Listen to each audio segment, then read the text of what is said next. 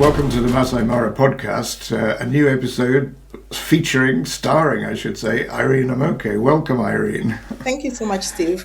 For people who may not know too much about you, Irene, let's start by you giving us a little bit of potted history. Who are you, what you're all about, and what have you been doing these past years? Well, my name is Irene Amoke. As you've said, I'm a landscape ecologist by training, meaning I'm really interested in looking at wild spaces, but from a very comprehensive view. So, looking at how the people who live there affect the ecosystem and how the wildlife reacts to that. And my wish has always been that the work that I do is able to guide policy and feedback into management of these wild spaces. So, for the past 2 years, I've been a private consultant in conservation, so working with conservation organizations who have strategic plans but are looking to make an impact. So, working with them to move from strategy to impact. Prior to that, I ran the Kenya Wildlife Trust. And worked there as well as a program manager for the past 10 years. So it feels like a really long time. And the Kenya Wildlife Trust has a footprint in the Masai Mara ecosystem, which is, why we're speaking here. But I've been working in the Mara for close to 20 years, went there for the very first time as an undergraduate student, and then went back and did a 3-year PhD based around tourism in the Mara and how these tourism facilities are impacting the Mara's wildlife. So I feel a really deep connection to the Mara ecosystem. Let's dive straight in there. Tell us what you've seen over 20 years in the Masai Mara. I mean, I've been going there on and off for probably longer than that, but you've been much further on the ground, deeper into what's happening. What have you seen over 20 years? What are the trends? I think, going in as a teenager for the very first time, it was this vast wilderness area with a lot of wildlife. You start seeing the wildlife even before you get to Sekenani Gate, which was, several decades ago, the main entryway into the Mara. And obviously, over the years, that's changed. The land has been subdivided, the number of animals you see and the quantities have reduced. But I've got to say that anytime I go to the Mara, it feels like a new experience. So there's something about the Mara that keeps drawing you in. And I know we talk a lot about the challenges facing the Mara, and sometimes it sounds very scary and very dire, but I think it's a very resilient ecosystem. And for me, anytime I go there, I feel refreshed, and just being in the wilderness has been, it's a special thing. But we've got to admit there are several challenges facing them, and how do we as a collective come together to address some of these challenges? The whole point of this podcast is to provide a platform for people of different perspectives to come and tell us what's going on from their point of view. And I think you sit very neatly in the middle of a lot of perspectives. We have academic researchers who just add up the numbers and say it's in dire straits. We have people from the county government saying it's okay, we have a management plan, it's under control. What's your take on it? Is it out of control in terms of both ecology and tourism, or is it actually struggling, as you say, and is resilient enough to handle it all? I think both perspectives are correct in the way. I did my research in the Mara and, was able to chart out the difference in wildlife distribution and densities over time. Over the past, I looked at data from the 70s and could see that the numbers were reducing. And, obviously it's a system that has ups and downs. And so, yes, the numbers are reducing, the pressures are getting more.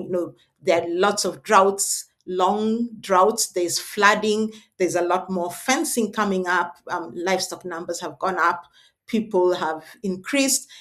And so I think those are the challenges. But then, thinking about what the county council is saying and what they're trying to do, and yes, they are doing more than what was being done 10 years ago. Having that management plan in place, I think, is a huge step forward. It's the first step in trying to right some of these wrongs that have occurred. But I think there's still a lot more work to be done, and a lot more people need to come together to do this work. And you look at things like the conservancies, which has in effect, doubled the size of the protected area, it's the conservancies cover almost the same amount of land as the national reserve. And so, yes, I think, we give credit where credit is due, while still recognizing that there are challenges that are occurring in the landscape, some driven by human beings, but others are, driven by climatic variables. So how do we balance those? So I think the two schools of thought need to come together and agree on a common ground. And I think there's a lot of talks and a lot of meetings about, what's the best way forward for this ecosystem. You can't talk about land use in Kenya without talking about politics. Neither you or I are politicians, so we can probably risk a little bit into dipping into that one. Um, the fencing, of course, beyond the conservancies towards the Itong Plains and the Loiter Plains has been, for the wildlife, a disaster. And there's the political issue of cattle grazing where perhaps they are not supposed to. Are those issues just pushed to the side, or are they being faced up to? I think they're being faced up to in, I think it was 2017, 2018.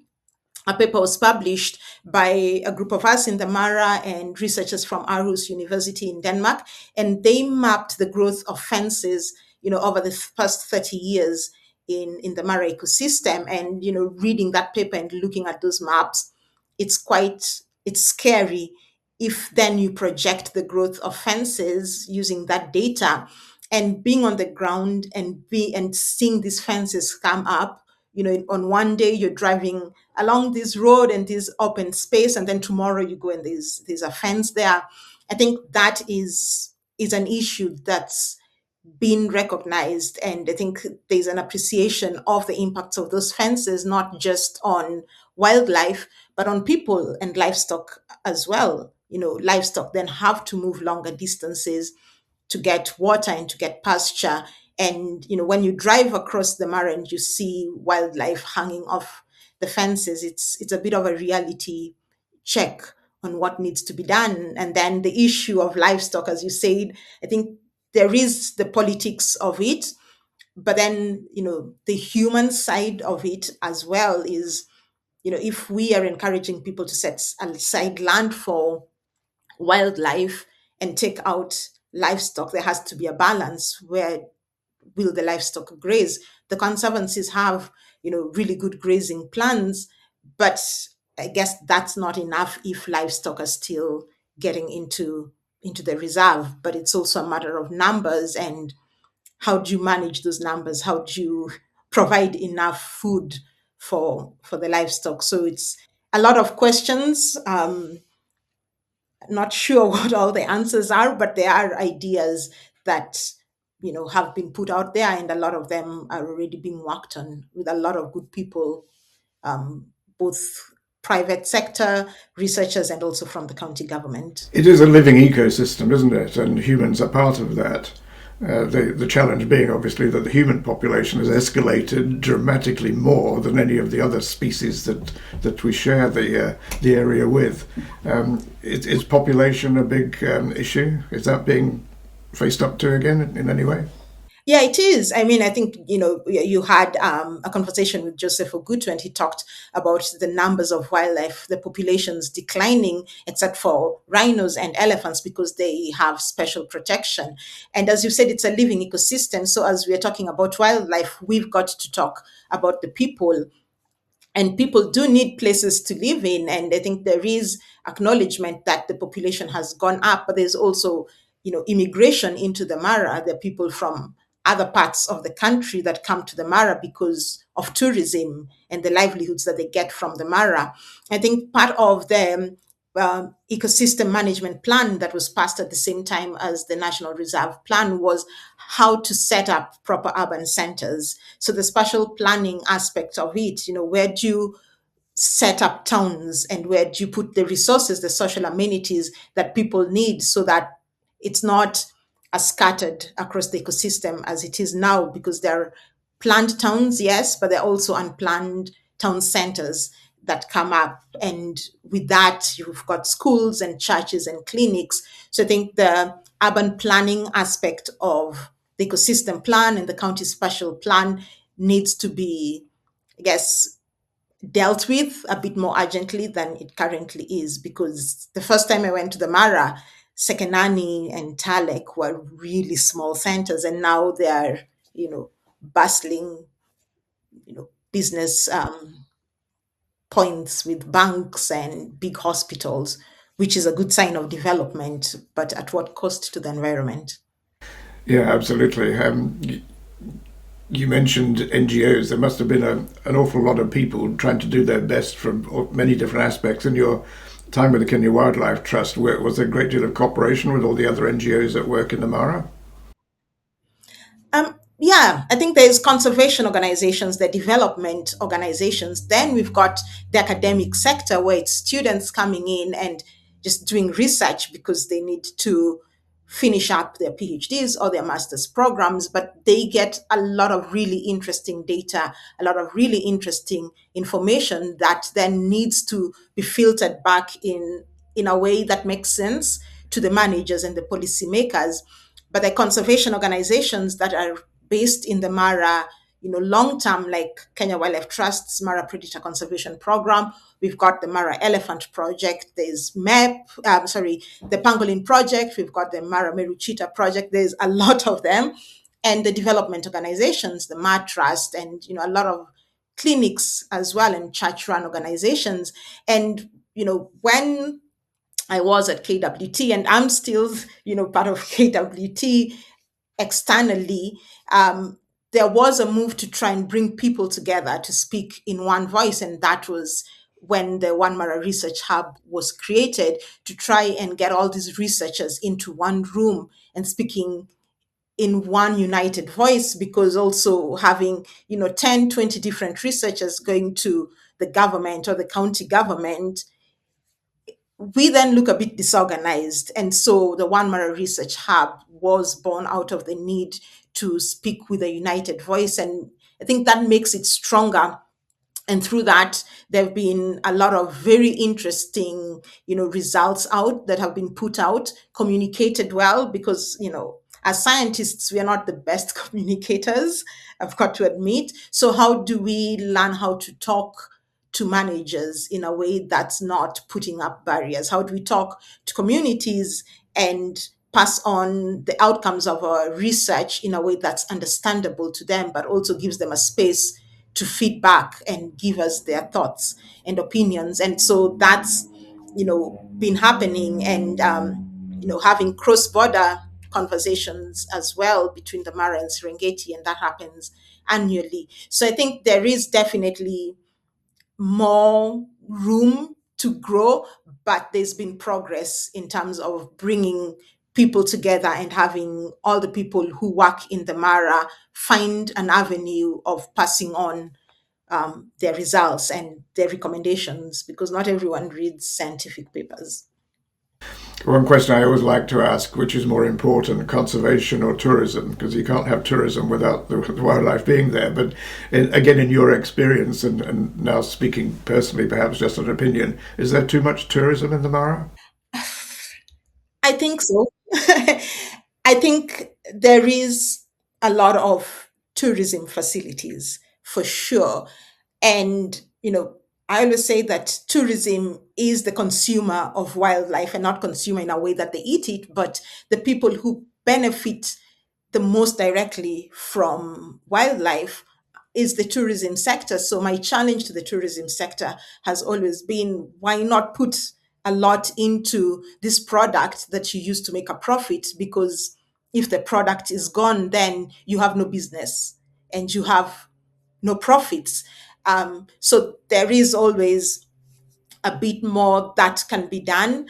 But tourism is a way of life for a lot of people in the Mara, and it sustains livelihood. So I think it's about the balance and making sure that tourism is done in a way that's respectful, to the wildlife, to the landscape, but even more importantly, to the people who live there.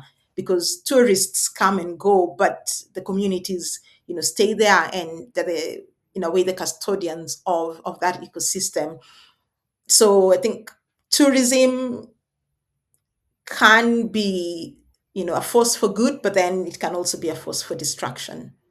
Over time, there are very many more indigenous Kenyans, well-educated Kenyans like yourself, who become involved in various aspects of both research and tourism and other aspects across Kenya.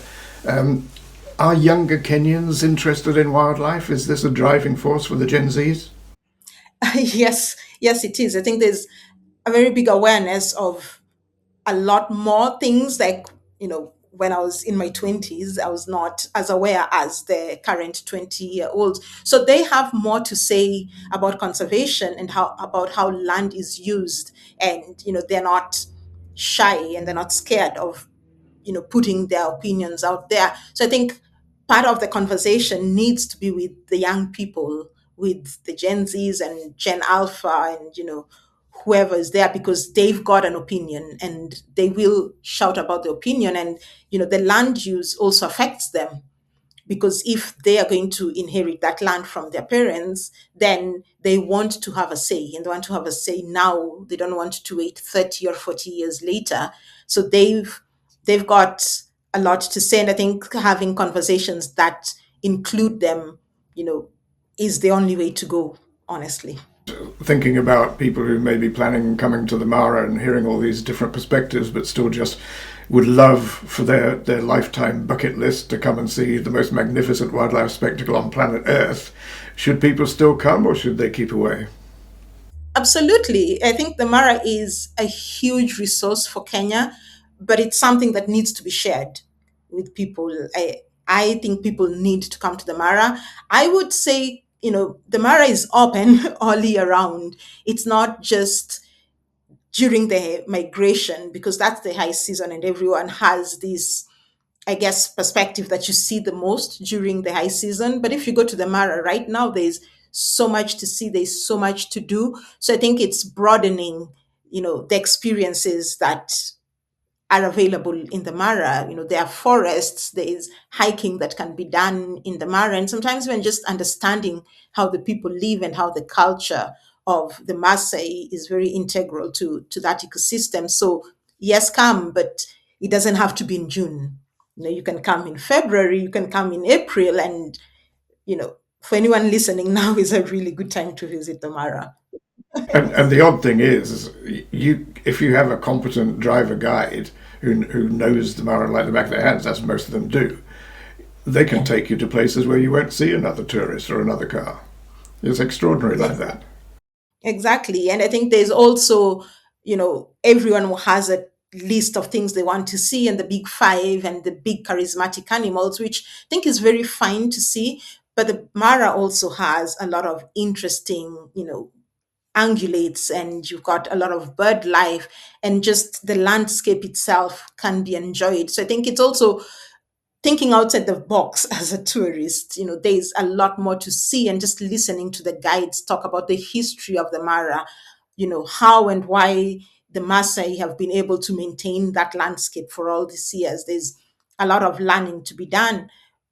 But then it's also, going back to what Jonathan Scott has been championing for a long time, is that etiquette.